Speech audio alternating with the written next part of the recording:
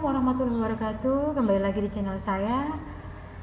Di kesempatan kali ini izinkan saya untuk menyampaikan suatu materi pembelajaran untuk siswa kelas 12 SMK, yaitu Writing a Simple Report atau menulis laporan sederhana.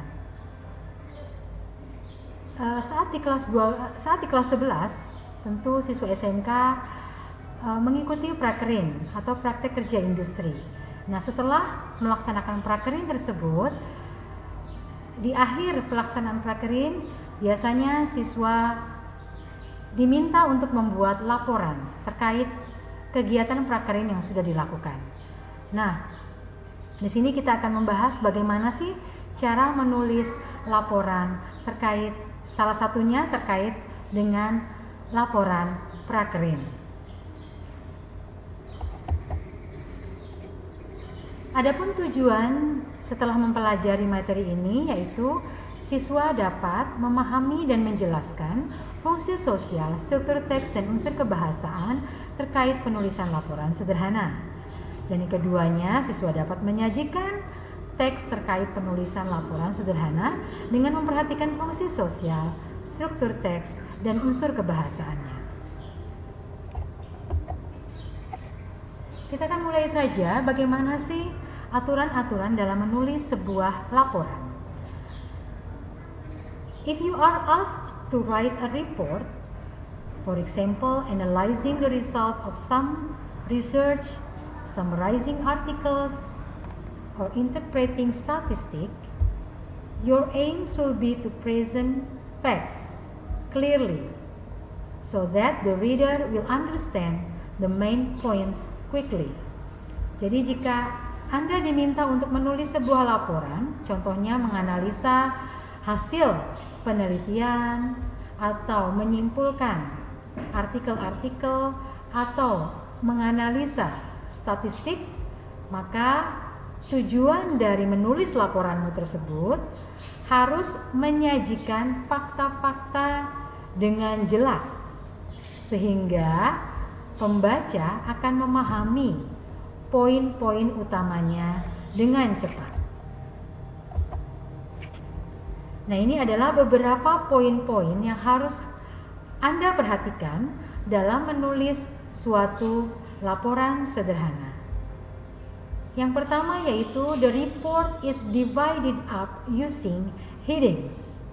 Laporannya itu terbagi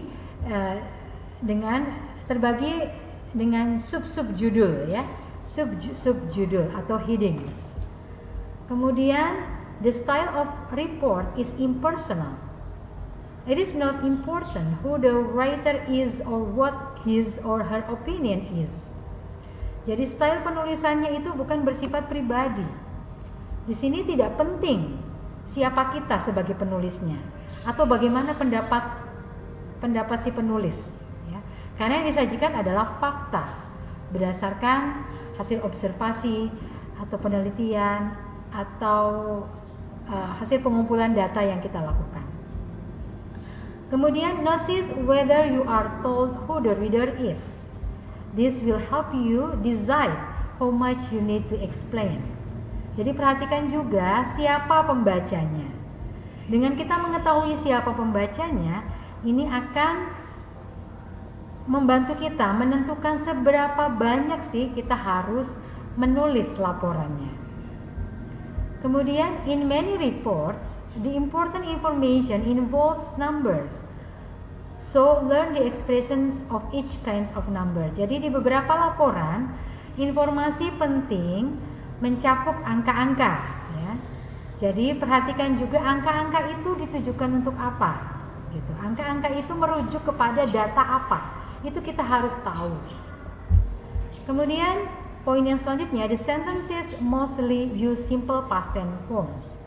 Karena laporan tersebut melaporkan hasil penelitian atau hasil pencarian data, maka yang kita laporkan itu adalah sesuatu yang sudah kita lakukan di waktu yang lampau, maka penulisan laporannya tersebut menggunakan bentuk simple past tense form, bentuk simple past tense atau bentuk lampau ya. Nah, di sini kita akan pelajari juga beberapa subjudul yang biasanya dipakai dalam penulisan sebuah laporan. Nah, terkait penulisan laporan sederhana, maka mungkin tidak semua subjudul bisa kita cantumkan. Ya, kita tentukan sendiri sajalah subjudul apa yang sekiranya penting, yang bisa kita pakai dalam mendukung penulisan laporan kita. Yang pertama adalah ada judul. Nah, di sini biasanya ada di awal ya, awal teks laporan. Itu kita sebutkan nama laporannya atau kita sebut dengan judul. Kemudian di halaman selanjutnya ada content page atau daftar isi. Kemudian di halaman selanjutnya ada acknowledgement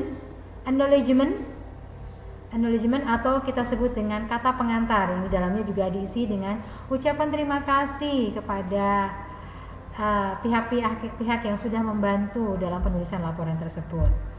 Kemudian ada abstrak. Abstrak di sini berisi tentang ringkasan pendek dari laporan tersebut.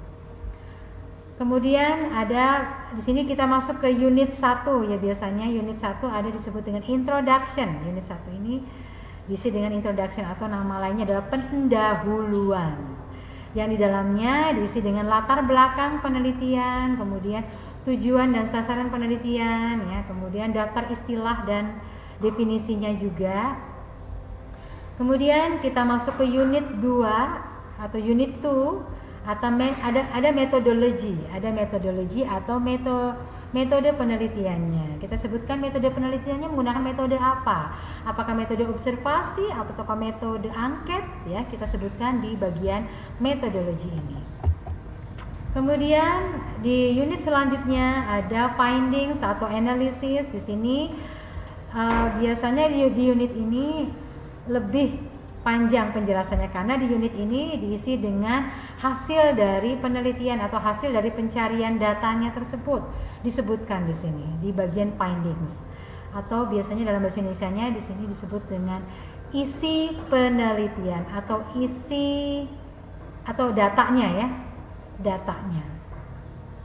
Kemudian ada unit selanjutnya adalah conclusion.